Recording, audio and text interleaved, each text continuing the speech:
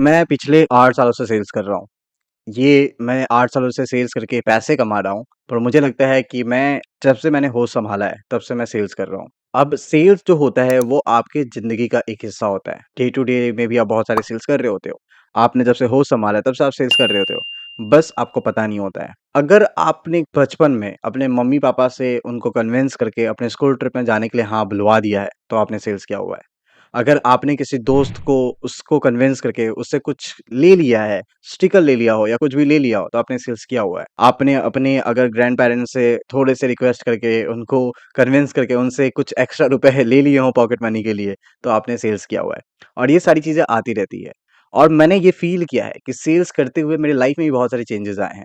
मैंने day to day life में मैं किस तरीके से चेंजेज़ फ़ील करता हूँ, वो मैं आपको बताने वाला हूँ। सबसे पहला चीज़ जो होता है, वो मैं बहुत ज़्यादा ही क्रिएटिव थिंकिंग की तरफ जाता हूँ। मैं ये देखता हूँ कि मैं क्या ऐसा कुछ नया करूँ ताकि लोगों को इम्प्रेस कर सकूँ। मेरे दोस्त, मेरे फैमिली मेंबर, बाकी जितने भी आस-पास लोग हैं, कहीं न कहीं मैं कुछ नए तरीके से करके दिखाना चाहता हूँ उनको। कहीं न कहीं मैं उनके साथ ऐसा बिहेव करना चाहता हूँ ताकि मैं उनको स्पेशल फ़ील करा सकूँ। और मैं यही चीज़ें करता हूँ सेल्स में, अपने क्लाइंट के साथ, उनको स्पेशल फ़ील करवाने के लिए, उनको कन्विंस करने के लिए, उनको ये बिलीव करवाने के लिए कि मैं उनके लिए कितना अच्छा पर्सन हूँ। और ये मेरे लाइफ़ में, पर्सनल लाइफ़ में बहुत हेल्पफुल होता है। सेकंड आता है एक ब्रॉड और लॉन्ग टर्म थिंकिंग। जब आप SaaS सेल्स कर रहे होते हो या कोई भी सेल्स कर रहे होते हो, तो इट्स नॉट अबाउट कि अभी के अभी आप कितना ज़्यादा सेल्स कर रहे हो। ये हमेशा होता है कि आज से 3 महीने के बाद का टारगेट आप कैसे अचीव करोगे, 6 महीने बाद का टारगेट कैसे अचीव करोगे, 1 साल के बाद का टारगेट कैसे अचीव करोगे। एंड आप उसी के हिसाब से प्रोस्पेक्टिंग करते हो, उसी के हिसाब से आप मेहनत करते हो। पर्सनल लाइफ़ में भी मैं यही करता हूँ।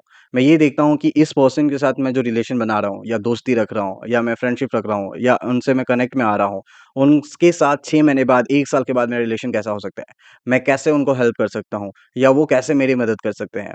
अब यहाँ पे उनसे मदद लेने के लिए मैं इसका ये मतलब नहीं है कि मैं स्वार्थी हूँ। मदद लेने का मतलब कि मैं जब उनको मदद कर रहा हूँ, तो क्या वो किसी भी तरीके से जब मुझे ज़रूरत पड़े, वो मेरे लिए खड़े रह सकते हैं या नहीं रह सकते? और इसी तरीके से मैं अपने पर्सनल रिलेशन में भी एक लॉन्ग टर्म विज़न के साथ उनके से कनेक्ट करता हूँ, अपने पर्सन्स के साथ कनेक्ट कर सकता हूँ एंड ये एक बहुत अच्छा तरीका है। तीसरा और मोस्ट इम्पोर्टेंट, आप बहुत ज़्यादा हम्बल हो जाते हो। अगर आप एक अच्छे सेल्स पर्सन हो, आपने दर-दर की ठोकरें खाई हुई हैं, आपके फ़ोन करने पे बहुत सारे लोगों ने आपका फ़ोन कट किया हुआ है। आप मीटिंग पे गए हो, लोगों ने 1-1 घंटे वेट करवा के आपको पीछे भेज दिया है, आपको वापस भेज दिया और मीटिंग कैंसल कर दिया हो। तो आप बहुत ज़्यादा यूज़्ड टू हो जाते हो इनके। आपको पता है कि ये फेलियर्स आपके साथ ही रहने वाले हैं। ये फेलियर्स कभी आपसे अलग नहीं होने वाले हैं, भले ही आप किसी भी लेवल पे सेल्स पे पहुँच जाओ। और सेम चीज़ें आपके पर्सनल लाइफ़ में भी होती है।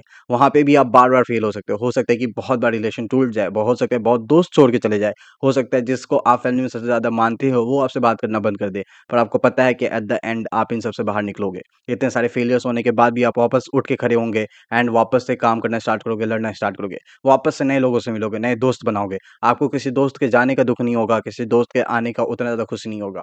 तो आप बहुत ज़्यादा डाउन टू अर्थ रहोगे और आपको पता है कि जितनी बार आप गिरोगे, उतने बार आप उठ के खड़े होगे। तो ये सारी चीज़ें आपको आपके पर्सनल लाइफ़ में बहुत ज़्यादा यूज़ होने वाली है और बहुत ज़्यादा हेल्पफुल है। कभी-कभी मैंने ये भी देखा है कि जब मैं पर्सनल लाइफ़ में किसी के साथ बात कर रहा होता हूँ या किसी के साथ बाहर जा रहा होता हूँ, तो मैं उनको रीड करता हूँ। मैं उनके बिहेवियर्स को समझ जाता हूँ, मैं उनके थिंकिंग को समझ जाता हूँ। मैं ये समझ जाता हूँ कि वो सच बोल रहे हैं या झूठ बोल रहे हैं, वो ब्लफ कर रहे हैं। और यही तो होता है सेल्स में। हम तो यही तो करने की कोशिश करते हैं, क्योंकि हमें पता है कि सामने वाला क्या बोल रहा है, क्या सच बोल रहा है। अगर मैं सेल्स की भाषा में बात करूँ, तो क्या वो मुझे गोली दे रहा है या नहीं दे रहा है। और ये सारी चीज़ें आपको पर्सनल लाइफ़ में बहुत ज़्यादा यूज़फुल हो जाती है। आप ये समझ जाते हो कि सामने वाला आपके साथ कैसा बिहेव कर रहा है, क्या वो सच बोल रहा है, क्या वो ऑनेस्ट है। ऐसा तो नहीं कि उसने बहुत सारी चीज़ें छुपा के रखी है। एंड मैंने बहुत बार ऐसे लोगों को पकड़ा है, जो मेरे से झूठ बोल रहे होते हैं और मैंने जस्ट एक ट्रिक सिंपल सा यूज़ किया है। मैंने कुछ अलग हिंट दिया है और उन्होंने खुद से वो कन्फेस कर लिया है कि हाँ, ये गलत है। और ये सारी चीज़ें आपको आ जाती हैं।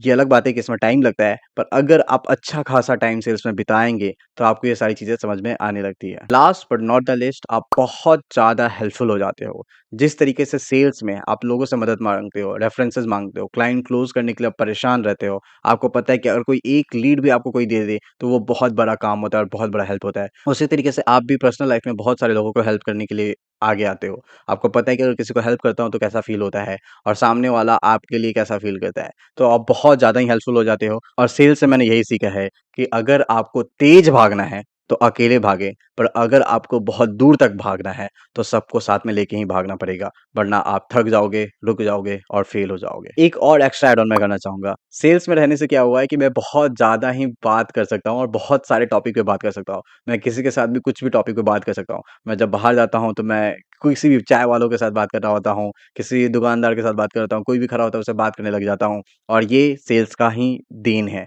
इसकी वजह से ही मैं बहुत ज़्यादा ओपन हो चुका हूँ। इसकी वजह से ही मुझे शर्म नहीं आता है कुछ भी करने से। इसकी वजह से ही मुझे शर्म नहीं आता है कि मैं किसी भी गेट पे जाके नॉक करूँ।